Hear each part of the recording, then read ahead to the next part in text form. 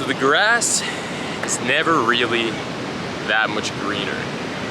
This is a realization I've come to in my life after presuming that once I do something, right? Like once I go to a certain place or engage in a particular activity, do something in particular, then my life will be better. My life experience will be of a better quality.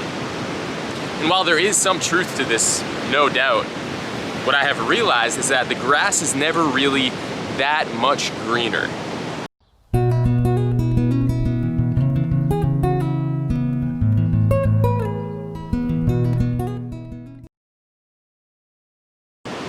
Wherever you go, there you are. It doesn't matter where you go geographically or, you know, the people you're with, the activities you engage in, you're always taking yourself with you. You're taking your mentality, your attitude, your different subconscious patterns, your different belief structures. You're taking that with you into whatever environment you happen to find yourself in.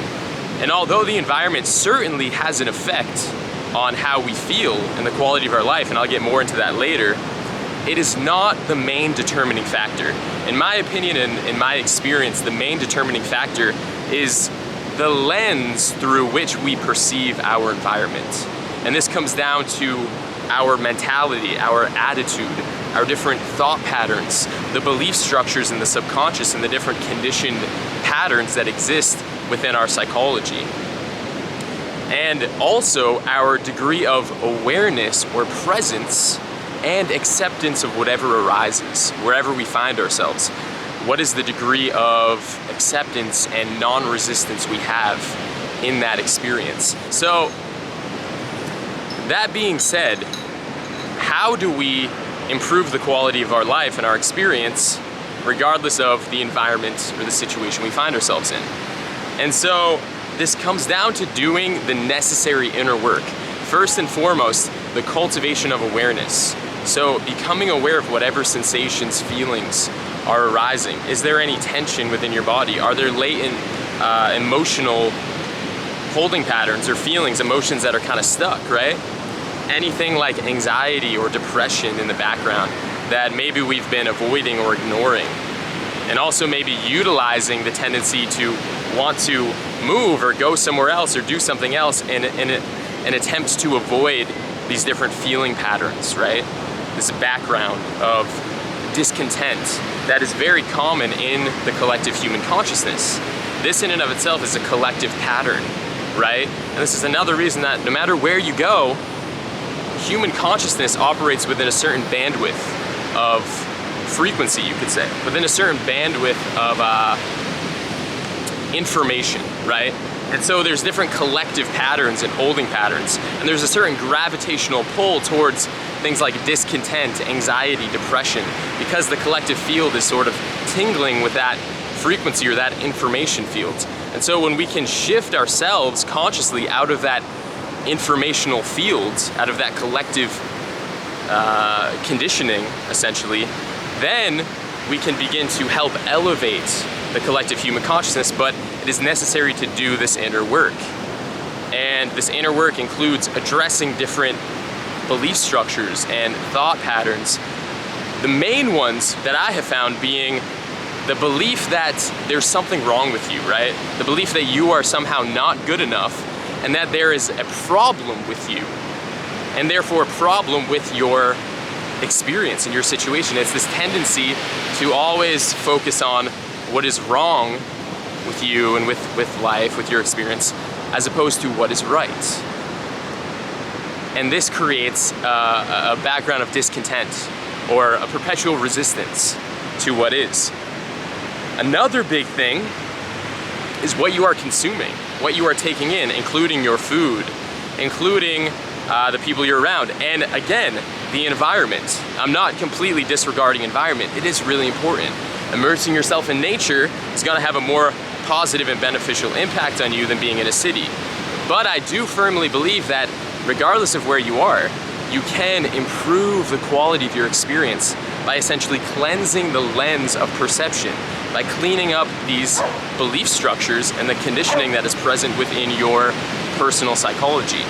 No matter where you are, I firmly believe this. And also when you do this, you will start to be attracted to different types of environments, different types of people, different types of foods and information. As you clean yourself up, you'll notice a lack of resonance with things that weigh you down, in a sense, with things that create resistance and feelings of negativity. You'll start to resonate with different experiences. Like your palate, so to speak, for experience will be raised, and you'll have higher standards of what you accept into your life. But the very foundation is always this inner work, right? No matter how much you try to escape from where you are, try to go to a different place, engage in different activities, if you don't address these things internally, then nothing is going to change. And this may look like different things to different people. You know, seeing a really good therapist or psychologist can be tremendously helpful for some people. Having friends who are really committed to doing this inner work that you can work with, tremendously beneficial. And also just committing to doing it yourself, within yourself. Always being aware, how is your inner energy field? Is there some kind of resistance? Not ignoring it or repressing it, but addressing it in real time as it comes up. Noticing, oh, do I have a certain belief I've been conditioned with, like I'm not good enough, or there's something wrong with me. These different insecurities that might come up. These different patterns of being in protection, of avoidance, trying to avoid people and social interactions and things like that, as opposed to being open and engaging and unconditionally loving, both with yourself and with other people. So all of these things need to be addressed, right? It needs to be addressed both in purely just awareness, being aware of it, and also working with the belief structures, questioning them. Is this true, right? Really getting to the root and the core of it. Questioning, like, why do I feel this way? What is the root, this core belief that I am acting from, that I am perceiving from? And finding that core belief and dismantling it. Proving to yourself, again, your brain, your psychology, it wants proof, not promises. You need to prove how this is not true. And then you'll start to adopt new beliefs.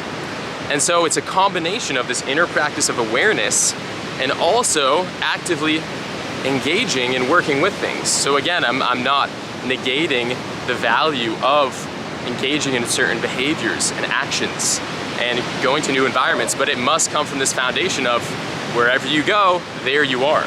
The grass is never really that much greener. It's about that inner work. That's the number one thing. And then on top of that foundation, yeah, you can go to epic environments. Like right now, I'm on the beach in Costa Rica. I don't know if it really gets much better than that, right? And I've gone to so many epic places this year, which, you know, to a large degree is why I'm actually making this video. Because I would notice oftentimes I'd be in a particular environment, I'd be like, I don't really feel that great, right? I feel a little bit depressed or anxious. There's a discontent. Maybe if I go somewhere else, I'll feel better. And then fundamentally realizing it didn't really matter where I went. It didn't make that much of a difference. It's this inner work, this inner journey. It's always being committed to the practice of self-awareness and self-love. This unconditional love and unconditional awareness and presence and acceptance, and really committing to getting to the root of these different patterns that create limitations in your life and in your subjective experience. Anything that holds you back, feels like a lack of freedom, a lack of love, a lack of self-esteem, a lack of self-worth, right? Any sort of lack or scarcity pattern needs to be addressed. It needs to be questioned. It needs to be broken down and recognized as false, as not a reflection of the ultimate truth of reality. The ultimate truth is infinite love, infinite abundance, infinite perfection, acceptance, right? Wholeness, togetherness, oneness, however you'd like to put it. That is the absolute truth, the ultimate truth. But we live in a relative reality that's polarized, right? There's ups and downs as we navigate. This is the reality that we exist in. But there is a way to transcend being affected by these tides and ebbs and flows of life. And the way to do it is through self-awareness acceptance of the present moment, whether you're in an experience of gain or loss, the acceptance remains the same. Because in the grand scheme of things, nothing is ultimately yours. Nothing belongs to you. Things come and things go. The tides of life ebb and flow. You are born and you die, and you continuously experience birth and death with every moment as it arises. It's perpetually changing, right? The base substance is the same, but what it expresses as is in a perpetual state of flux. So accepting this, finding that core of truth of yourself that always remains the same, and accepting the surface ebbs and flows, the waves and the tides of life. This is absolutely key to living in this transcendental paradigm where you're no longer, in a sense, a slave to the ups and downs that are natural in this reality construct. The pendulum swings, as the Hermetics would say, in Hermetic philosophy, which I highly recommend looking into as well. There's a lot of deep truth there. And they talk about how reality, experiential reality, the pendulum swings. Things are going well for you, things are awesome, you're gaining, you're accumulating, and then all of a sudden things aren't going so well, you're losing, challenges come up, strife, pain, right? And there's pleasure, there's pain, there's ups and there's downs, positive, and it just swings back and forth. There's big cycles and there's smaller cycles. There's individual cycles that we experience subjectively, and there's collective cycles that the universe goes through, and the planet and the solar system, et cetera, right? The microcosm and the macrocosm. And the key here is recognizing the transcendental space of the true self, the truth of who you are, the absolute, which is perpetually that all-encompassing embrace. And so we can sort of float, buoy ourselves along the waves and the tides of life by doing that. And I truly believe it is possible. And it comes from, first and foremost, commitment to awareness, the inner work, and then secondarily to that, aligning yourself in your environment, engage, like the practices you engage with, the foods you consume, the information you consume, aligning all of that so that it harmonizes your energetic fields. And then through this harmonizing of the energetic field, you begin to feel more of a sense of contentment, of happiness, joy, aliveness, right? So it comes down to both, but the foundation is always that awareness and that acceptance. That's really the foundation and the most important thing. So with that, I'm gonna finish this video. Feels complete. Thank you so much for tuning in. Remember, as always, to live this life from a peak experience. Tuning out from Santa Teresa, Costa Rica. Beautiful place. I'm on the beach. I'm soaking up the sun. It is a fantastic day to be alive. Thank you guys so much. Much, much, much love. Peace.